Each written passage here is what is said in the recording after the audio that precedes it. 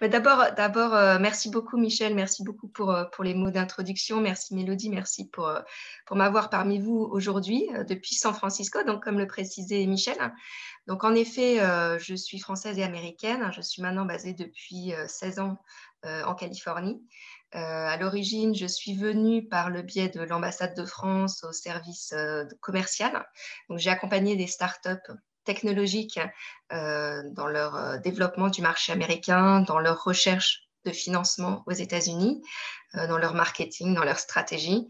L'idée étant de les aider à s'adapter localement et donc à faire du business à l'international hein, en passant par la case US.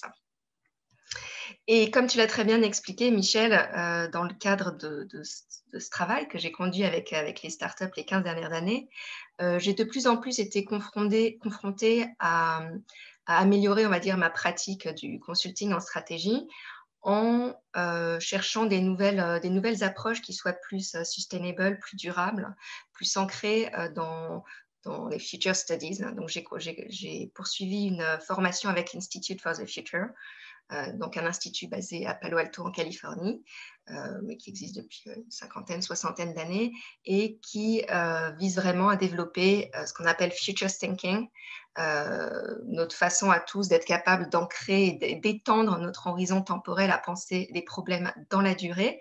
Et puis strategic foresight, qui est, on va dire, la partie professionnalisante, le foresight, l'équivalent de la prospective, et stratégique parce que l'idée, encore une fois, c'est de développer des plans d'action, de ne pas être paralysé par rapport au futur, mais de s'y préparer et d'agir en ce sens. Donc, ce que je vous propose, hein, c'est de passer quelques minutes à vous présenter la méthodologie en fait, du foresight à l'américaine, comme on la voit localement ici.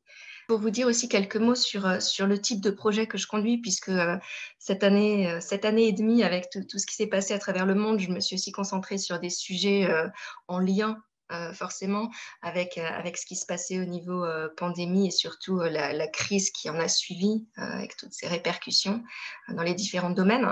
J'ai notamment travaillé sur le future of the home, le futur de nos habitats, à la fois les structures, mais aussi la vie, la home life à l'intérieur de la maison. Donc ça, c'est un fond d'écran inspiré justement de ce travail que j'ai pu poursuivre. J'ai travaillé du coup, par conséquent, beaucoup aussi sur les sujets de mental health, donc la santé mentale. Et par ailleurs, je suis aussi impliquée dans tout ce qui est Ocean Tech. Je travaille beaucoup sur le futur du travail, le futur de l'éducation. J'ai travaillé avec un think tank californien justement sur la réouverture des écoles au vu des nouvelles contraintes sanitaires, tout en gardant on va dire, les sujets d'éducation et de pédagogie prioritaires. Donc voilà un petit peu les types de projets. Je ne suis pas futuriste d'un sujet, je ne vais pas dire je suis futuriste du travail, etc. Donc c'est pour ça que j'ai plutôt tendance à définir ma fonction comme global futuriste, puisque je m'intéresse à pas mal de sujets, justement les interconnexions entre elles. Et enfin, dernière chose que je veux dire en petite introduction par rapport à ce que disait Michel juste avant, ça résonne tout particulièrement, Michel, ce que tu disais, puisque l'art, la créativité sont une énorme partie, en effet, de l'approche futuriste telle qu'elle est conçue dans la tradition américaine. Je vais essayer de vous montrer ça à travers cette présentation. Donc, la première chose qu'on aime on va dire, différencier, je suis désolée, c'est surtout en anglais, donc je vais vous faire de la traduction instantanée, c'est distinguer ce qu'on appelle future thinking, le fait de penser le futur, ou plutôt les futurs, avec le fait de prédire le futur. Donc, on n'est pas dans le domaine du forecasting, de la prédiction, mais dans le domaine en fait de la préparation mentale à penser le futur pour pouvoir agir sur le futur. Donc, il y a 5 points qui sont assez fondamentaux dans cette approche des Future Studies. La première chose, c'est qu'on ne se focalise pas sur une petite série d'indicateurs, mais on est vraiment dans l'approche de systèmes complexes. On s'intéresse à des transformations qui sont à des niveaux systémiques, tout en partant souvent, et on va le voir juste après, du terrain, de ce qu'on observe en termes de signaux qu'on va essayer d'extrapoler pour comprendre quelles peuvent être les modifications qui vont avoir lieu dans les différentes sphères de la vie. Donc, c'est ce qu'on entend ici par, on s'intéresse à the big picture comprendre en fait les marées qui sont en dessous les vagues. La deuxième chose, hein, très fondamentale, et pourquoi encore une fois on ne parle pas de prédire, mais de préparer pour le futur, c'est rendre aux individus leur sens de la responsabilité, de l'action, de la capacité à agir, ce qu'on appelle agency. Et donc là, encore une fois, à l'inverse des prédictions qui, quelque part, nous rendent fatalistes, voire nous peuvent amener des attitudes dépressives ou déprimantes. À l'inverse, avec ce sens de agency, d'avoir du pouvoir sur la contribution au futur, on va avoir une attitude positive, une attitude constructive. Et donc, la façon de développer ce sens de agency, d'agissement possible, ça va se traduire par des outils qui nous permettent de mapper quel va être notre chemin pour aller vers le futur, d'identifier quelles sont des zones d'opportunité dans des futurs possibles et du coup de développer des plans d'action pour y arriver. Alors du coup, pourquoi c'est d'autant plus important d'identifier ces futurs? C'est qu'en se forçant mentalement, en développant des scénarios, en évoquant des images du futur qui peuvent être plausibles, on va se préparer. On va se préparer, donc c'est ce qu'on appelle le principe d'inoculation, qui nous parle particulièrement en ces temps de vaccination. Le principe, c'est donc d'identifier et de savoir comment on réagirait en cas etc., de scénarios, afin de pouvoir développer encore une fois un plan d'action. Donc, il y a un concept, hein, je ne sais pas si c'est caché chez vous, si vous le voyez sur le côté à droite, c'est ce qu'on appelle le cycle Foresight to Insight to Action, qui est en fait un processus circulaire, un cercle vertueux, qui part du foresight, la capacité à se projeter mentalement, à l'insight, le fait d'avoir une révélation par rapport à ce futur, à ce qu'on pourrait faire dans ce futur, ce qu'on appelle le aha moment. Les Américains aiment beaucoup le concept du aha moment. Et ça va nous amener, ça va déclencher, ça va être un trigger, un déclencheur pour nous mettre en mouvement, en action et améliorer du coup notre appréhension du futur, etc. Donc c'est un cycle. Ce qui est intéressant aussi, c'est justement, je comparais par rapport au strategy consulting tout à l'heure. Dans mon travail avec les startups que j'ai accompagnées, donc c'est quelques 15 dernières années, on est surtout sur des environnements à 2-3 ans. Il fallait très vite trouver des clients, trouver du funding, des financements, trouver du revenu pour que la société puisse se poursuivre, puisse se perpétuer. La difficulté avec ça, c'est que du coup, souvent, les entrepreneurs ont tendance à perdre la vision initiale, à se retrouver pris dans le day-to-day de la vie de l'entreprise, aller chercher des financements, des fois ça peut prendre un an et demi, et du coup, on perd un peu la vision qu'on avait initialement. Donc ça, c'est un travail que je fais énormément avec les entrepreneurs, de les réaligner avec leur vision initiale, leur faire retrouver pourquoi ils ont voulu créer la société avec justement cette extension de l'environnement. On va travailler sur des environnements de 2-3 ans, on va travailler sur des environnements temporels de plutôt 5, 10, parfois même 15 ans.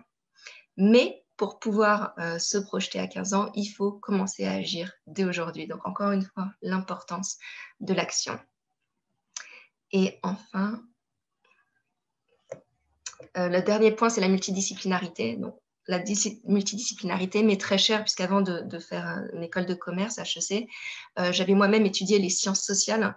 Donc, j'ai gardé une très forte approche d'études en sciences sociales dans la façon d'appréhender les sujets sur lesquels je travaille. Par exemple, quand on va travailler sur le future of work, le futur du travail, on va s'intéresser à la sociologie du travail, à l'histoire du travail. Par exemple, on nous parle du remote work, du travail à la maison, du télétravail.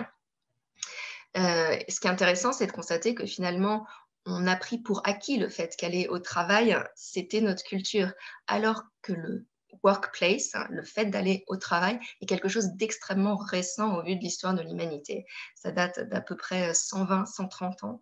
C'était à la fin du 19e siècle qu'on a commencé à voir apparaître les premières grandes sociétés. Avant, le travail, c'est ce qu'on... Pour vous donner un exemple de l'importance de rajouter de la perspective et de faire de la multidisciplinarité, s'intéresser à ce qui est constant, ce qui est variable, ce qui est cyclique. Donc, on va étudier d'abord l'anthropologie, la sociologie, l'histoire, l'économie. Et ensuite, on va s'intéresser à tout ce qui est signaux du présent. Donc, en fait, j'ai fait un petit schéma pour vous le récapituler. Je vais juste C'est d'enlever ça. Voilà. Un petit peu le processus d'un projet classique, dans quel ordre on va développer la pensée, la méthodologie de Strategic Foresight. Donc la première chose, c'est là l'importance vraiment justement ce qu'on appelle, excusez-moi, j'ai quelqu'un qui arrive dans la salle que je dois aider. La première phase, c'est donc ce qu'on appelle looking back to better look forward. Et c'est là l'importance de la multidisciplinarité. Cette approche justement historique, anthropologique, sociologique, qui va nous permettre d'aller voir à la fois ce qui sont des grandes tendances, ce qui sont des cycles, ce qui sont peut-être des invariants aussi, des choses qui n'ont pas forcément évolué et qui sont peut-être plus propres justement à notre nature humaine, à notre planète, etc. Et les outils qu'on utilise pour ça, c'est donc l'approche historique, sociologique, anthropologique, philosophique, psychologique, etc. Ça, c'est le premier travail, on va dire, de fondation. La deuxième chose qu'on conduit en général en parallèle, mais qui vient en tout cas dans la logique dans un deuxième temps, c'est ce qu'on appelle le scanning de l'environnement. On va étudier l'environnement actuel à la recherche de signaux du futur, ce qu'on appelle les signaux du futur. C'est un terme très, très spécifique à la profession et qui la rend aussi extrêmement attractive. Cette idée que le futur est déjà parmi nous, qu'il n'est pas distribué de façon égale, mais qu'on peut en identifier des signaux en scannant justement notre environnement, en étant à l'écoute. Alors pourquoi les signaux sont importants? Parce qu'ils nous permettent de pointer vers des débutants. On est vraiment en amont. Au lieu de voir des grandes tendances à travers des grands indicateurs, une agrégation de données, on essaye vraiment d'identifier les signaux le plus possible à la source. Et là, les approches qu'on va utiliser, on va vraiment s'intéresser à l'environnement social, technologique, économique, environnemental et politique. Dans un troisième temps, une fois qu'on a identifié on va dire, le contexte et les signaux de changement, on va extrapoler. On va faire un travail, c'est là qu'on fait vraiment appel à notre imagination, on va croiser les signaux, on va extrapoler des tendances pour projeter, alors l'objectif, projeter les personnes avec qui on va travailler, donc ça peut être des sociétés, des individus, des gouvernements, on va les projeter dans le futur de leur industrie ou de leur domaine. Et là, donc, on va utiliser des outils comme la Futures Wheel, le mapping du futur, le changement de perspective à travers différentes personnes, et puis des stratégies de storytelling comme A Day in the Life, Five Senses Approach, etc. À partir de là, on arrive à l'étape 4. Et là, encore une fois, je fais écho à ce que disait Michel avant, ce côté en fait, où on part de quelque chose d'extrêmement structuré, extrêmement rationnel, extrêmement fouillé, pour arriver à quelque chose d'extrêmement créatif. Une dimension vraiment très créative au niveau 4. On va créer des artefacts du futur, en travaillant notamment avec des designers, avec des artistes. On va créer de la future fiction. Donc moi, je suis plus côté future fiction. J'écris par exemple des scénarios, des histoires. Et l'objectif à ce niveau-là, c'est de créer, de donner à vivre une expérience du futur, d'évoquer des émotions, pas toujours agréables ou désagréables. On a différents types de scénarios, des scénarios de croissance, mais aussi des fois des scénarios de collapse, d'effondrement.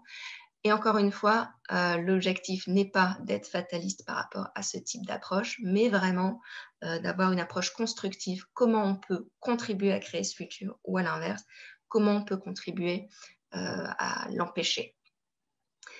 Et la dernière phase, qui en fait est extrêmement fondamentale, et c'est peut-être des fois ce qui est oublié dans la démarche, c'est ne pas s'arrêter juste à donner à voir le futur. On n'est pas là pour faire uniquement de la science-fiction, mais vraiment pour revenir à qu'est-ce que ça signifie pour nous, pour le présent. Comment on commence à agir aujourd'hui.